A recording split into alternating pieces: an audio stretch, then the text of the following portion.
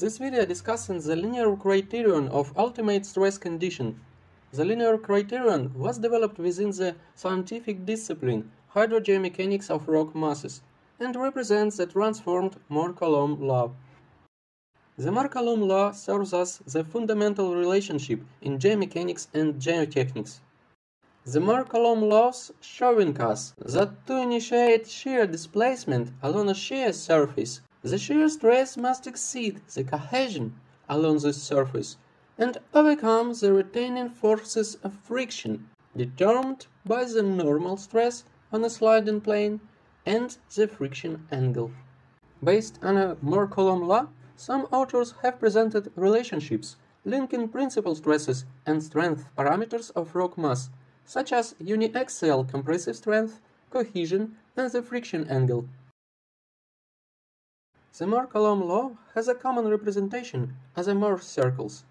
Each point on these lines reflecting the state of rock mass failure upon reaching certain values of normal and shear stresses on a sliding surface.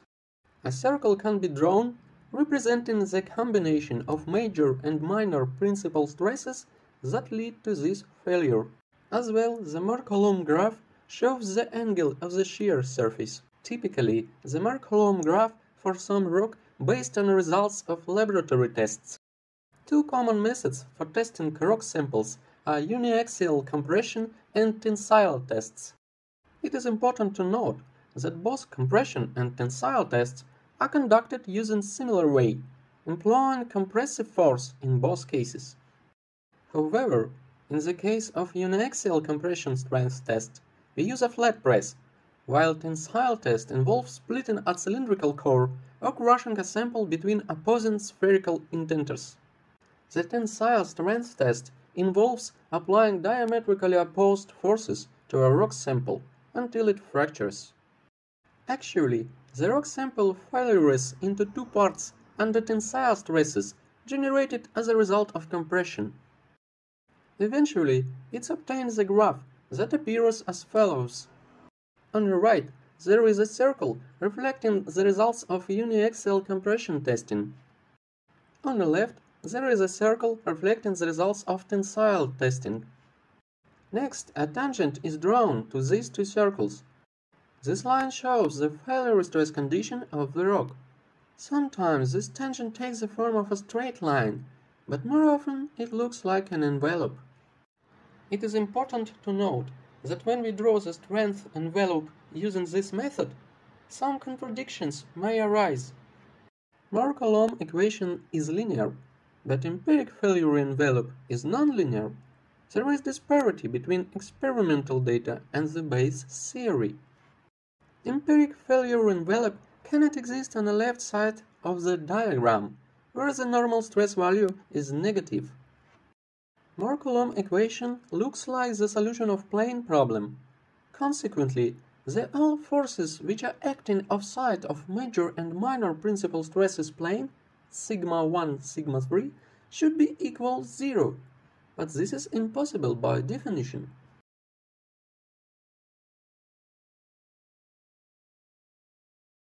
The ways to overcome the contradictions arising from the traditional interpretation of Mohr-Coulomb law are proposed by Professor Tagiltsev within the scientific discipline hydrogeomechanics of rock masses. Professor Tagiltsev's solution integrates fundamental equations from the theory of strength and theory of elasticity. As a result, the Mohr-Coulomb law can be expressed not in the stresses applied externally to the material, but in terms of effective stresses generated within the material as a response to external force. In Hooke equations, this component corresponds to effective stresses. Effective stresses are proportional to deformations along each axis through the modulus of elasticity. For homogeneous isotropic mass, the generalized law of elasticity has the following form. In the case of plane deformation, these equations turn into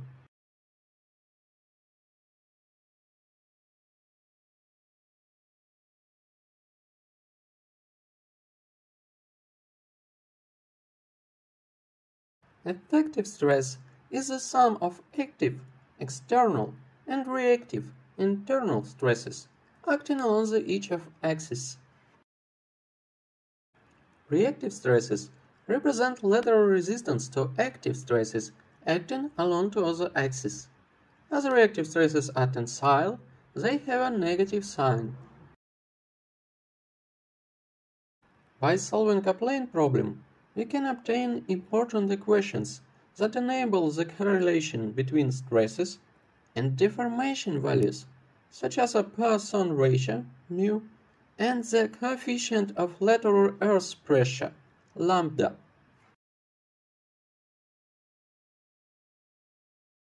We can see the case of uniaxial compression tests represents a two-dimensional problem. The application of compressive stresses along the sigma-1 axis leads to the development of tensile stresses along the sigma-3 axis.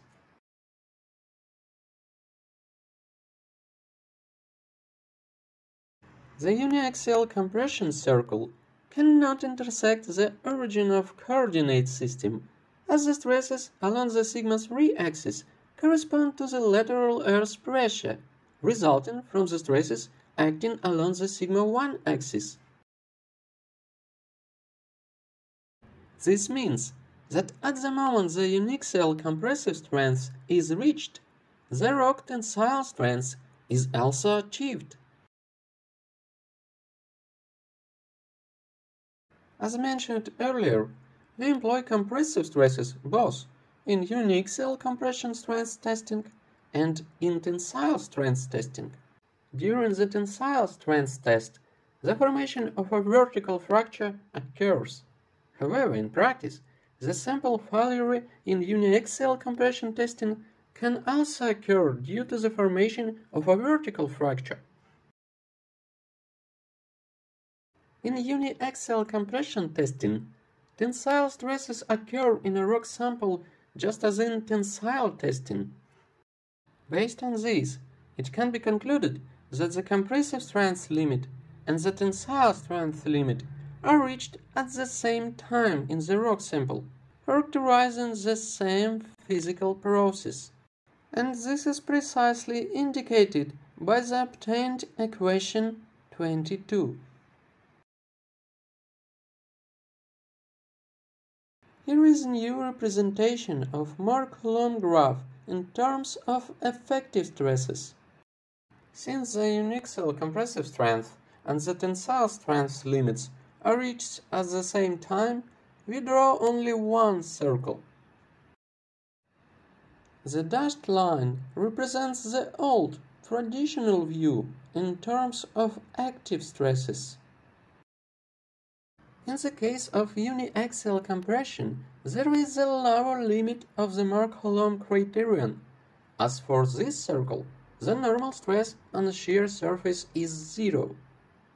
The normal stress on a shear surface cannot be negative, hence the uniaxial compression tension circle occupies the far left position on the Mohr's graph.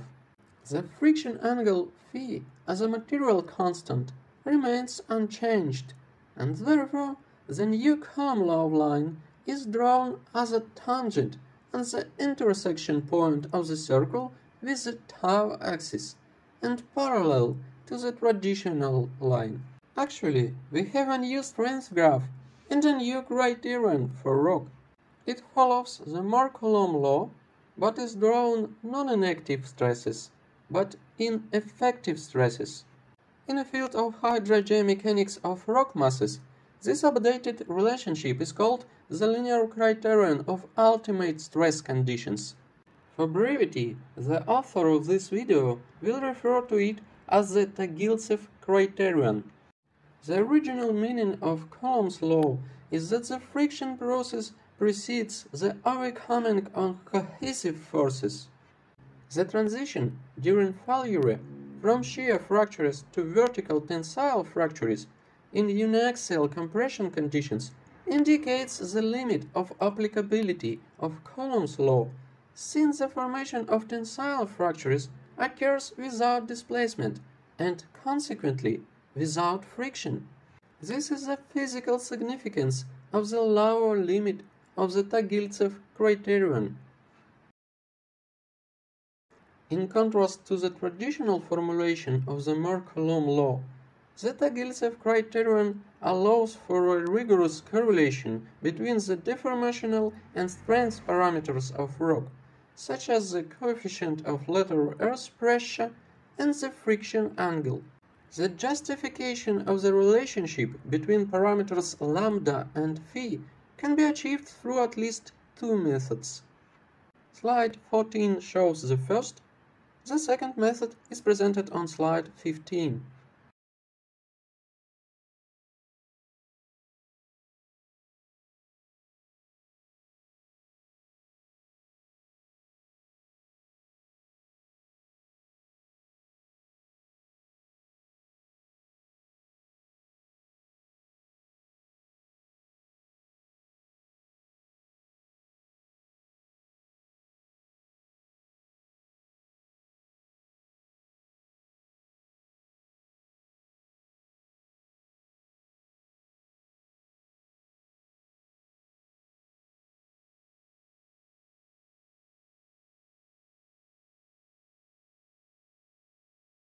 Slide 16 displays the representation of the Tagiltsev criterion for uniaxial compression that obtained using the known equation 4.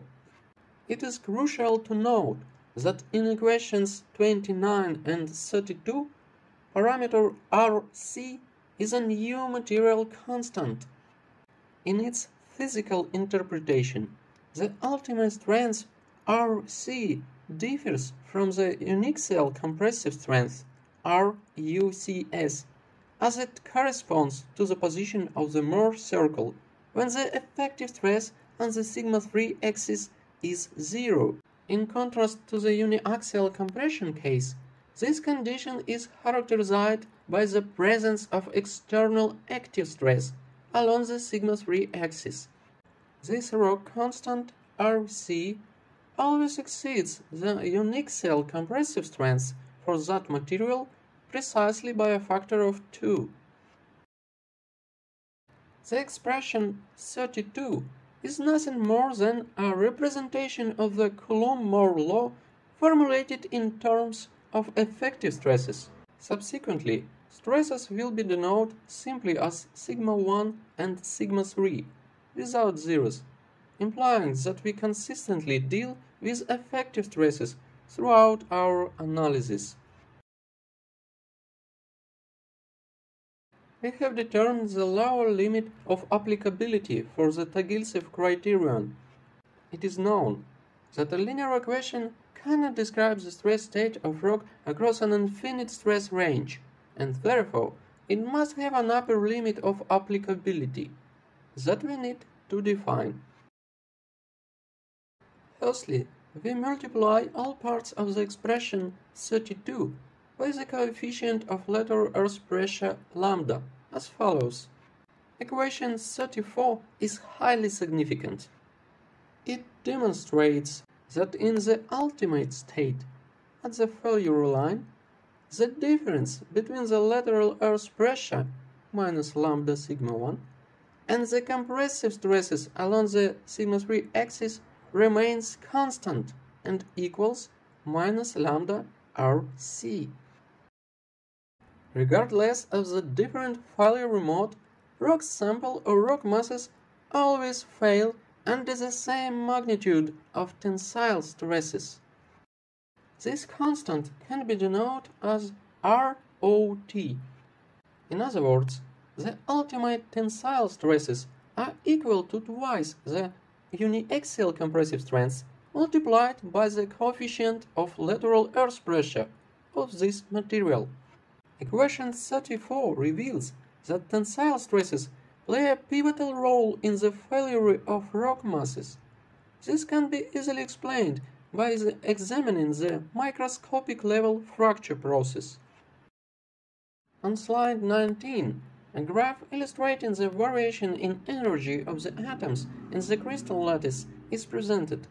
As atoms approach each other, the energy of their mutual repulsion sharply increases. increasing efforts are required to bring the atoms closer together. Conversely, when atoms move away from each other, the energy of their mutual attraction decreases. De facto, the crystal lattice can only be failure due to tensile forces.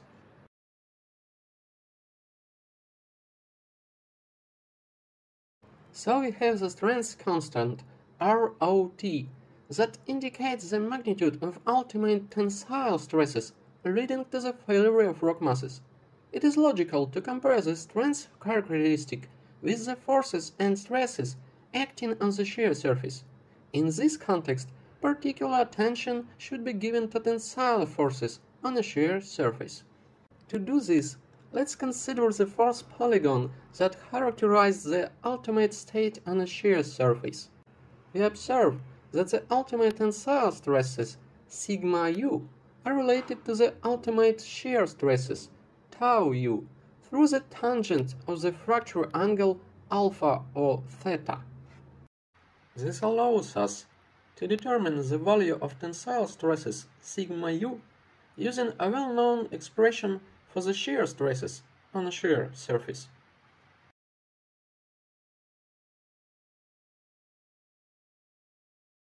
Now we have the equation for the ultimate tensile stresses acting on the shear surface and the equation for the constant tensile strength, ROT. Let's define that for the upper limit of applicability of the linear criterion, the ultimate tensile stresses sigma u on a shear surface should be equal to the constant tensile strength ROT. Now we can compare the rock tensile stress constant ROT and the ultimate tensile stress sigma u acting on the shear surface with each other. It is most convenient to do this in dimensionless quantities. We will use the following way for this. Let's divide equations 34 and 38 by RC constant. Then we will perform test calculations, systematically varying the ratio between the magnitude of principal normal stresses sigma 1 and the constant RC set as 0.5, 1.0, 1.5, etc.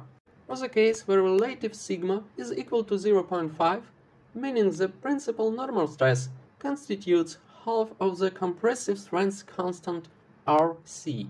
This corresponds to uniaxial compression tests. In the second case, the principal normal stress equals the compressive strength constant Rc. Similar calculations were made for other cases using the same method. The results are presented in Table 1.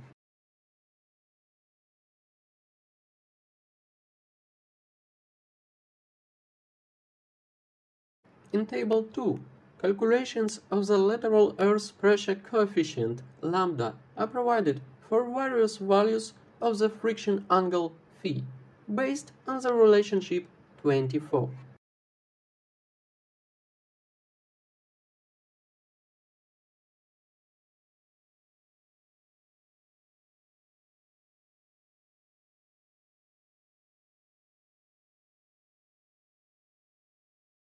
Then, we use these equations to define that ratio, and we get the following. We can observe that in the case of uniaxial compression, the ratio of relative ROT to relative sigma u is consistently equal to 2 for any values of the phi angle.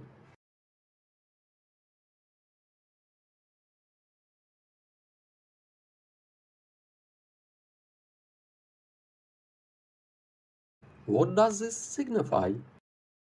In fact, under uniaxial compression conditions, the ultimate tensile stress, sigma u, on the shear surface is twice the tensile strength constant ROT of the rock. It can be stated that during uniaxial compression, tensile stresses are sufficient to fail the rock sample twice. In this case, the identified mathematical relationship reflects a real physical process. The fracture of rock samples and stress reduction occur with the formation of through-going fractures. However, non-through-going fractures in sample testing start to appear at stresses significantly below the ultimate ounce. This phenomenon is known as dilatancy. Most authors, such as R. Goodman, 1987, believe that during uniaxial compression and tension tests, tensile fractures begin to appear at loads constituting approximately 50% of the failure load. Some authors, like V. N. Nikolaevsky, 1984, note that noticeable dilatancy is observed at stresses constituting around 75% of the failure load. Thus, the real pattern indicates that when failure occurs under uniaxial compression, half the energy of tensile stresses is spent on forming the major through-going failure fracture, while the other half is spent on the creation of multiple non-through-going fractures, pre-failure fractures.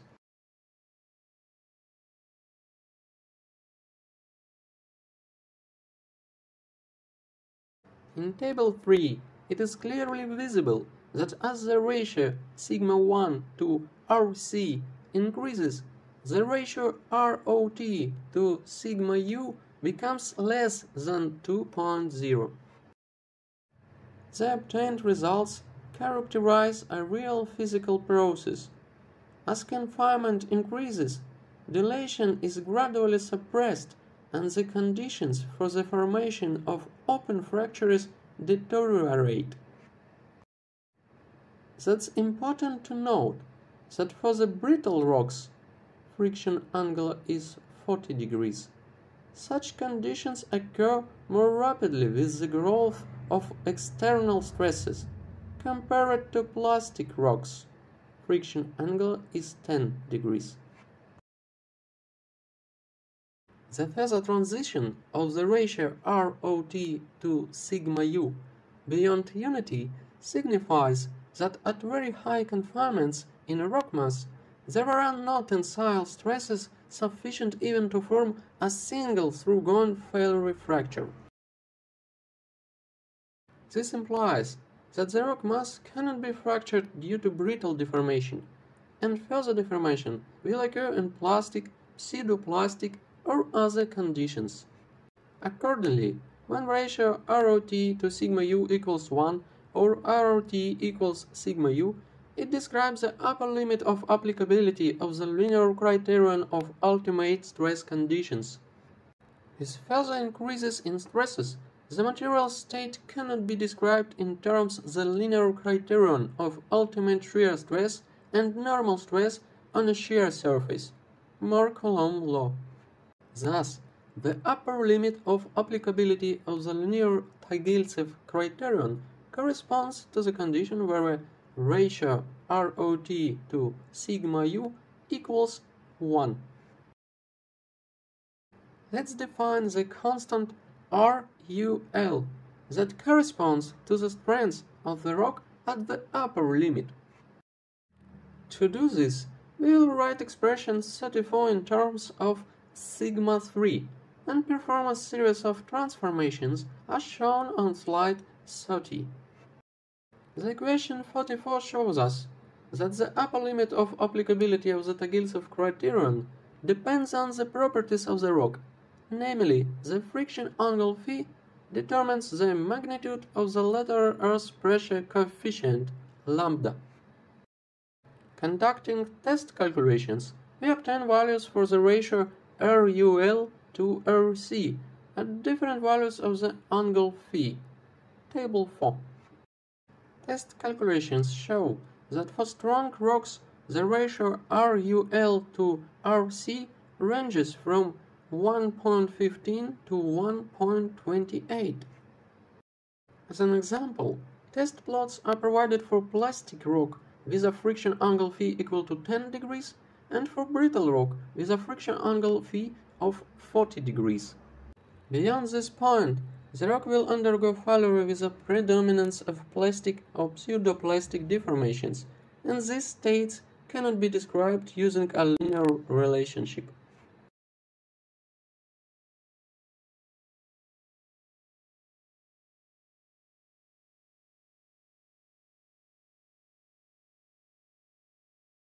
Thus, we have defined the lower and upper limits of applicability of the linear criterion and described the physical processes characterizing the one set of these limits. The linear Mohr-Coulomb law describes material failure in terms of friction occurring on a certain inclined shear surface.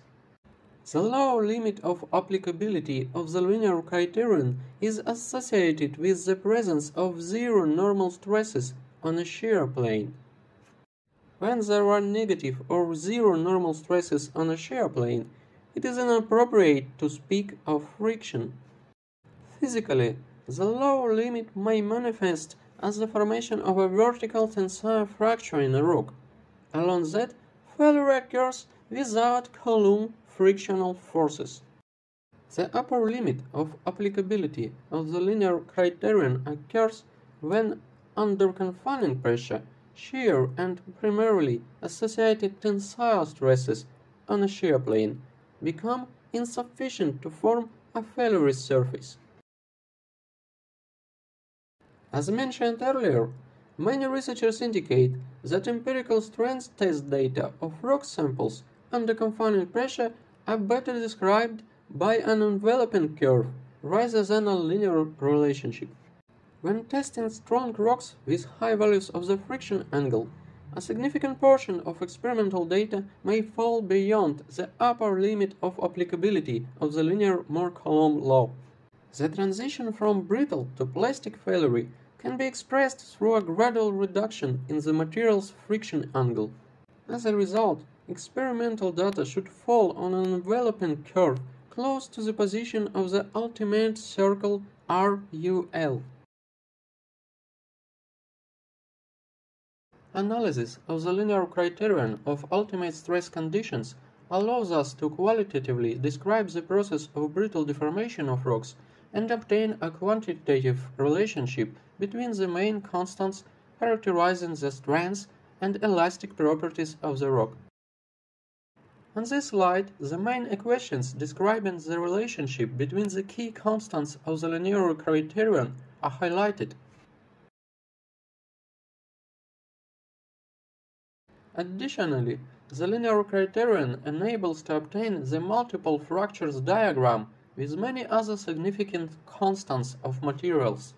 The linear criterion allows for the calculations of the depth of fractures development in the Earth crust and facilitated the analysis of the tectonic stress condition in rock masses.